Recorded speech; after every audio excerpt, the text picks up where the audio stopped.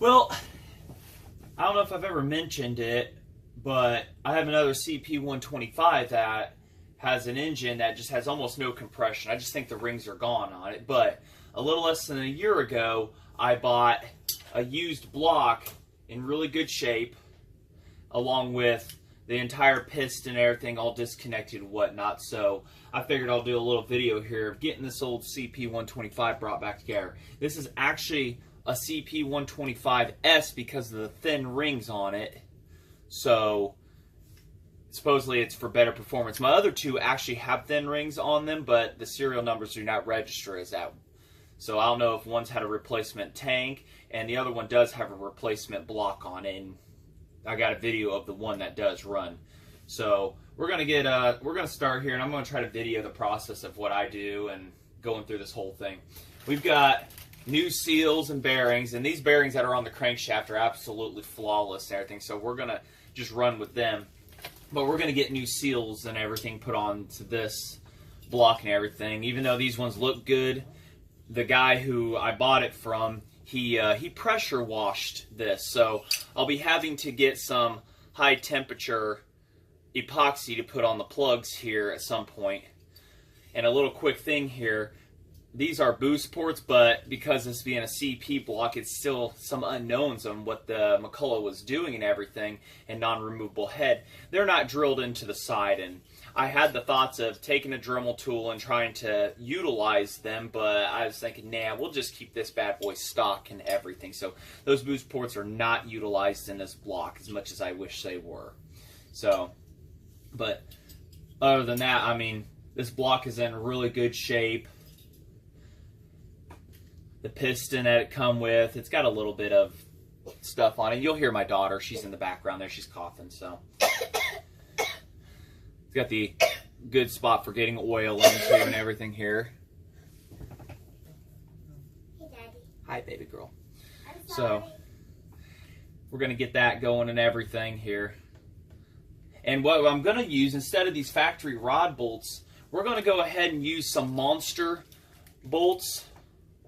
You get them on eBay. These 10 of them are $3.73. You can't go wrong with going with a good 12.9 grade versus bolts that have probably seen some time and who knows what.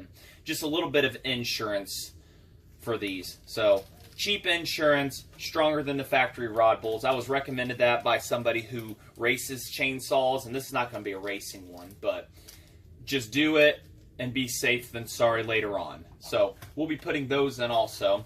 I've got all the rod needles here and the decompression little whatever it is, plug for this. So for those that don't know, these have a manual decompression and they go right here. My lighting isn't really good, I'm sorry. We'll get some better lighting as videos go on.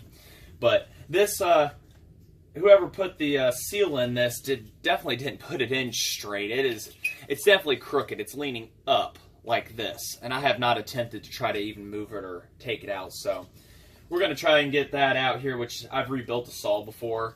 A 640, if you haven't seen that. I don't think I did a video of process going through. I did pictures on Facebook in a group called McCulloch Chainsaws North America, and you will be able to find the build of this in pictures as it goes on there. So you want to also follow in there. It's a really great group, a lot of people, good information on these chainsaws in there. So go ahead and put a request in for that.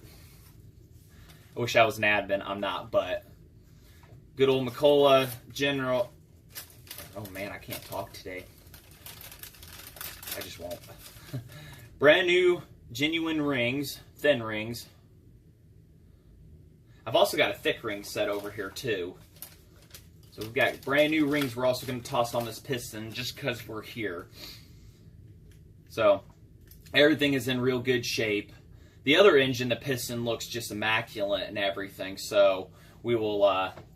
it'll end up getting rebuilt, bored out, more or less, and rebuilt, unless the rings just need redone on it, but we'll have to take a look when that stage comes and everything. So, but for now, we're just going to replace the seals on this, maybe toss the piston, get some new rings put on it, toss the piston in it, and the crankshaft and stuff. And once we get kind of to that point, I'm not going to torque anything down. We'll get the side cover put onto her, get the other saw in here, get that flywheel off of it and all the other stuff, and we can do final torques and everything on stuff, and really just try to do some good progress on that chainsaw. So it'll be a few videos. We're going to be going through this process and everything. So we'll get started here on getting this seal out.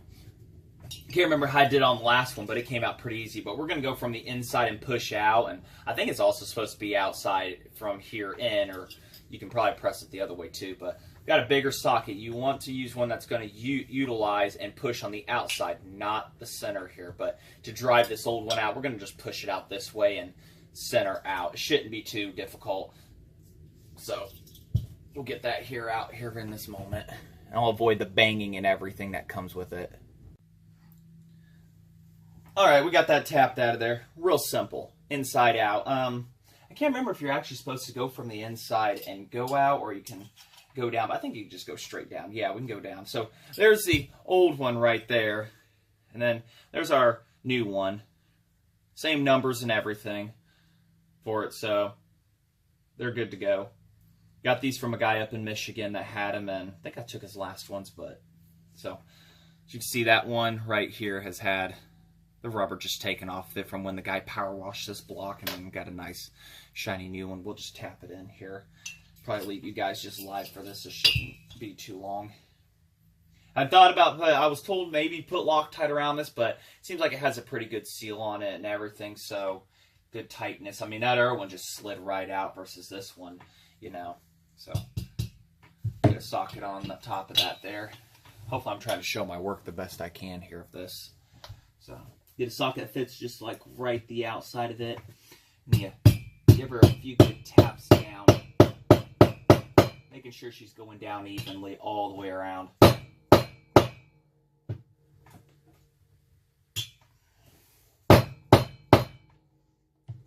Sometimes it could be a pain in the butt. There we go.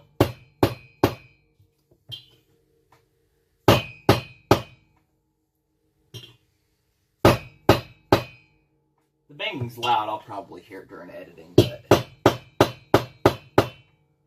there we go. We'll make sure to see if any distance there, and it looks pretty good. We may touch it in just a little bit more there, just to keep it just below flush. It looks like, yeah, we're still a little high.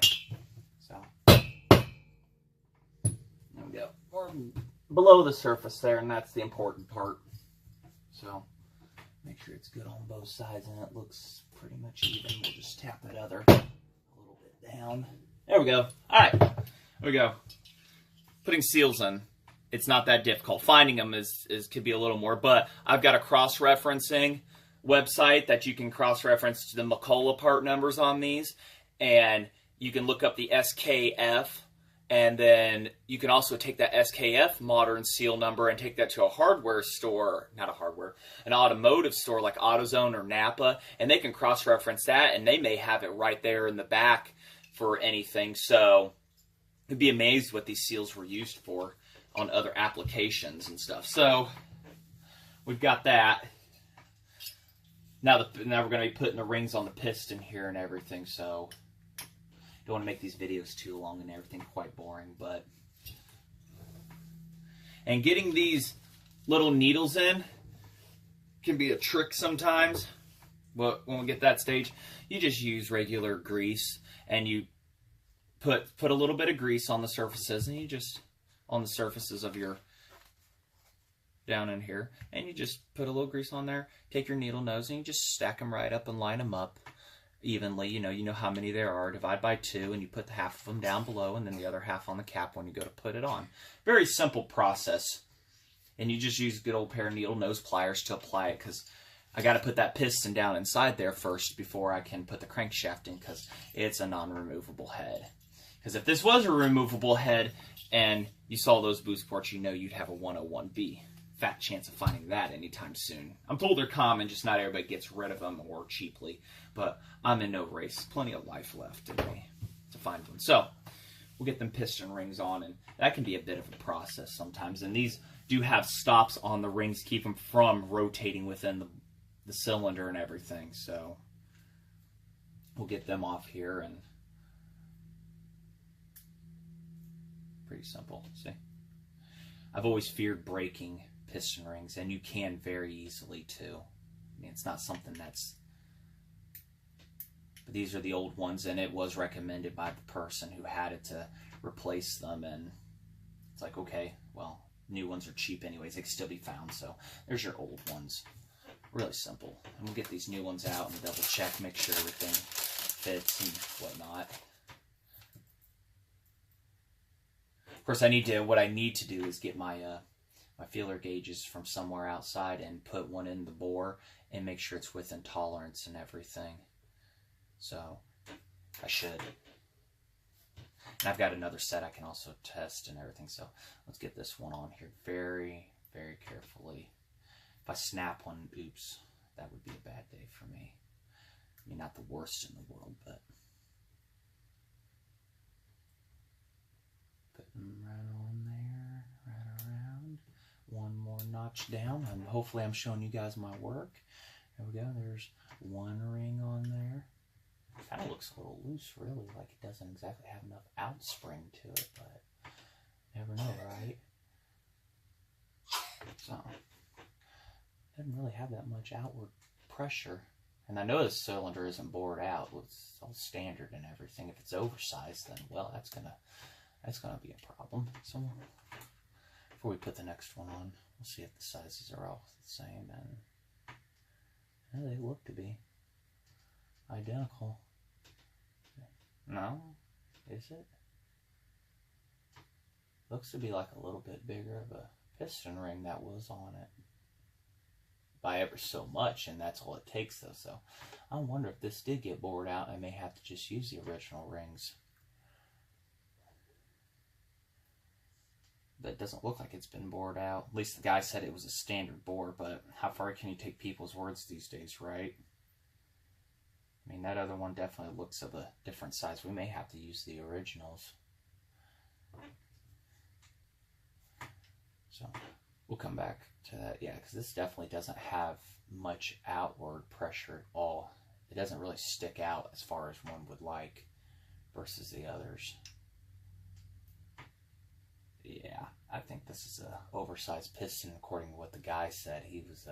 I don't think he was correct in what he said.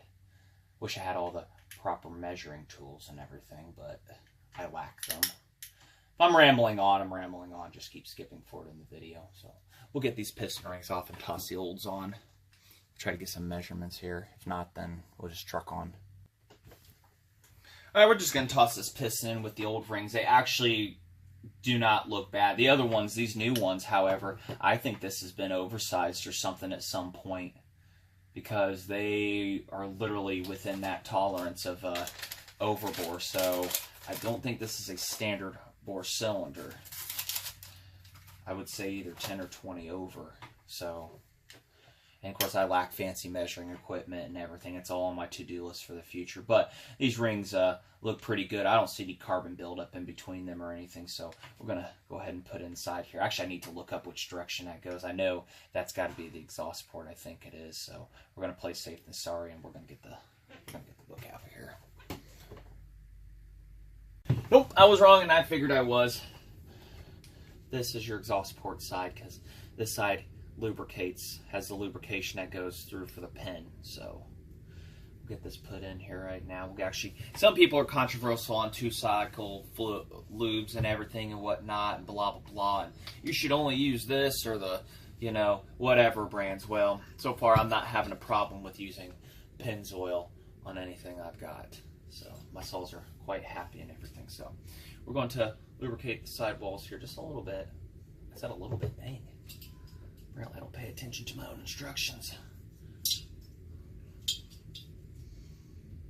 Squeeze them right down inside there. And this should just push right in. We're going to lubricate up the rings real good here and whatnot. Because this does have the TWC3, wherever it's at. Yeah, TCW3 in it and everything. So, and all mine when I take the exhaust off and everything, it's nice and oiled and everybody's happy. I don't see any scoring or nothing. So it's controversial on what two-cycle oils and everybody uses, and, you know, bar tip oiling and what's used for your bars. So anybody wants to argue with that, go right ahead. They don't care. So, exhaust port side. Just drop this piston right down inside there, being very careful.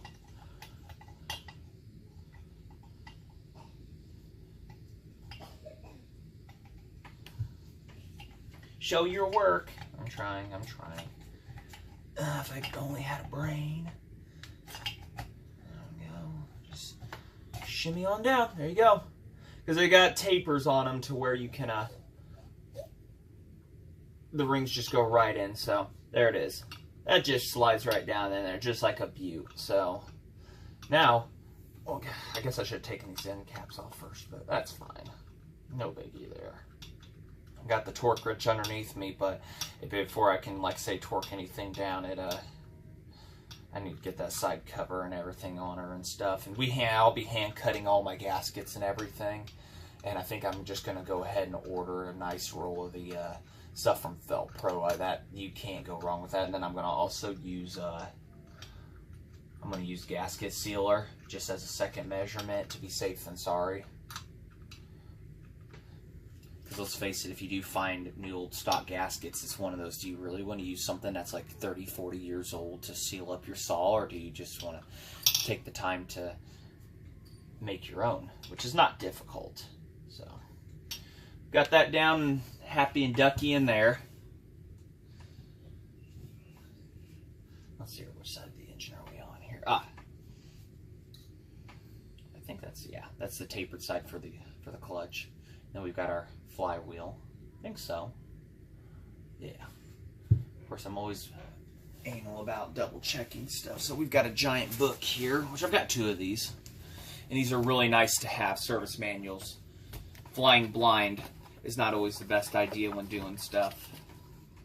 Once you do things a million times, you tend to know exactly what to do. I'm not claiming to be a professional. So, yep, it's a crank side there and everything. So, that's the flywheel. Like I say, I like to double check on things, because that's right, because that would be the lobe for the, right there's the spot for the breaker points. So, of course, I'm also going to lubricate that seal. I'm recording, right? Yeah, because I'd hate to think I just did all that without using the brain and stuff. So, we'll lubricate where it's going to go through the seal. Just a tiny bit on the bearings. Just a tiny, not too much.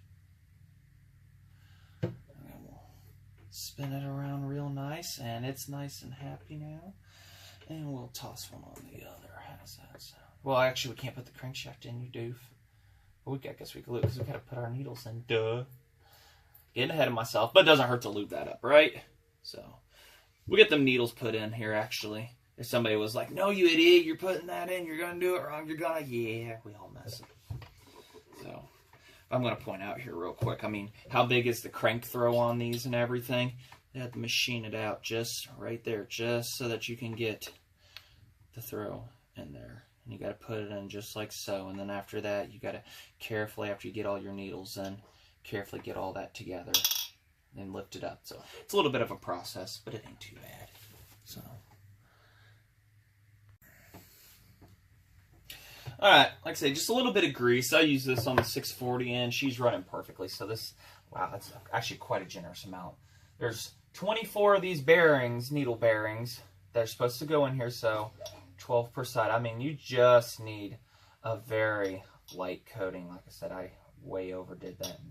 I'm going to subtract some from off of what I put in here, but you don't want to go too thin to where they fall down and you're really cussing and cursing at it to work out properly for you. Actually, we'll scrape that little bit right there.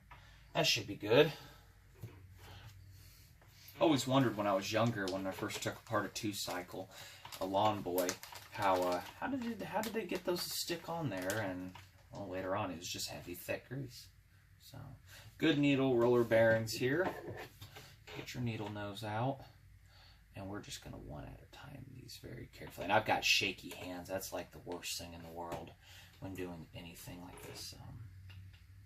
We'll just toss one right up into there. I know it's hard to see, show my process this way.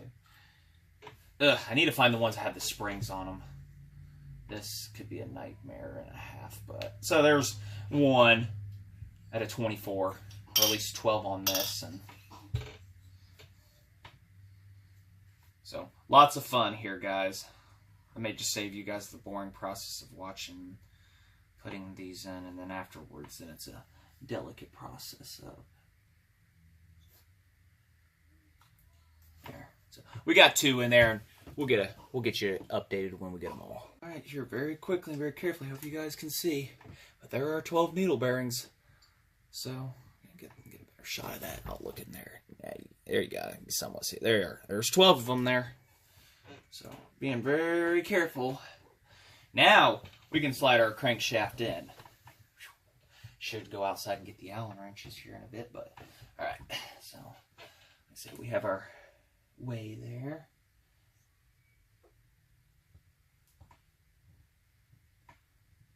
Look, everything gets tight right about now. All right, no, duh. This way, right there.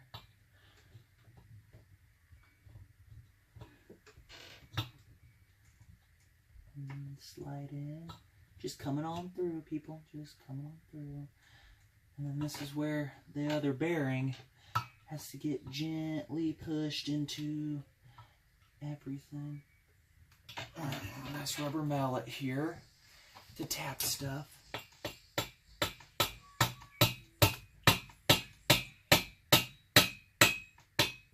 Make sure everybody's happy. No. Somebody ain't happy, of course.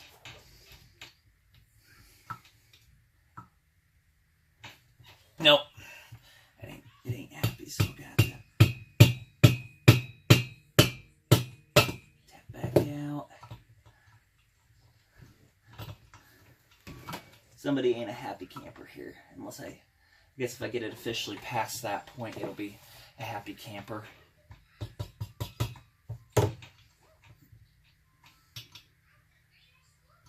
Just love messing with fine stuff, let me tell you. Things you can't find anymore.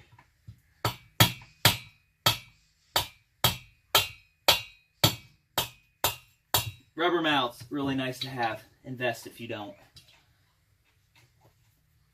Make sure everybody's going in square. And it is. There's somebody out there like, no, you're doing it wrong. Yeah, probably. Still got a ways to go. Get that in. So we'll get that tapped in all the way here. Alright, I went out, got the Allen wrenches, took the liberty off camera to quickly put these bearings inside the outer cap. So, and we got to push dry it in nice and easy. So, now we got to get the piston to come up to the crankshaft there, because it's pushed down a little bit inside there. So, we got to get them two to marry here, and that's, and of course I just had a cap fault.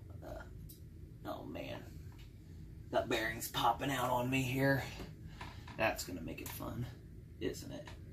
So, you know what? What I could do here is, I guess I could thread. We'll get those couple bearings that popped out of there. Maybe. Yeah, got a few coming out. So I guess what I'll do is I'll get one of the old bolts, thread it in a little bit, and then pull it up with the needle nose pliers. Because sometimes you win, sometimes you lose, and that's just the bit of everything. So that's the worst part about assembling these, is these coming out on you. Other than that, that's, at least for me, it is. So we'll get this, we'll get that pulled up here in a moment, and then we will get the stuff screwed.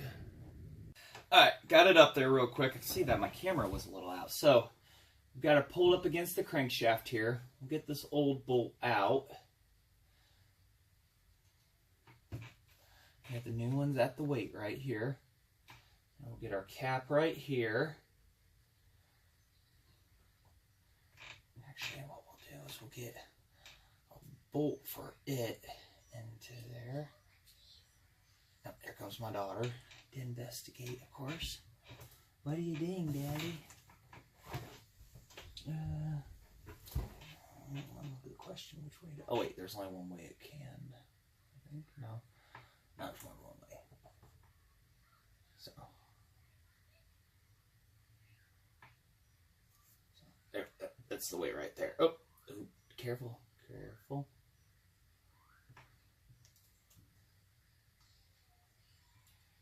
Dots line up.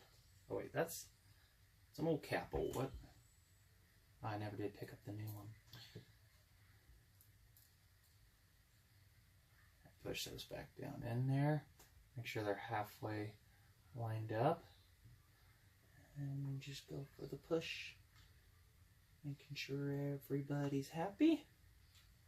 Get our Allen tool here. And we thread her until it's just